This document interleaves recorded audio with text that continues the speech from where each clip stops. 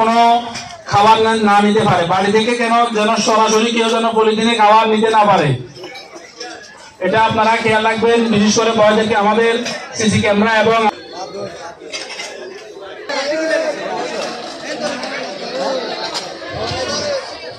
আমাদের পুরা অনুষ্ঠান, পুরা মেজবানি আমাদের ড্রোন এবং সিসিটিভি দিয়ে মনিটরিং করা হচ্ছে। আপনাদেরকে অবশ্যই আমরা সিসিটিভি ফুটেজ এবং ড্রোনের মাধ্যমে চিহ্নিত করে পরবর্তীতে শাস্তির ব্যবস্থা করা হবে।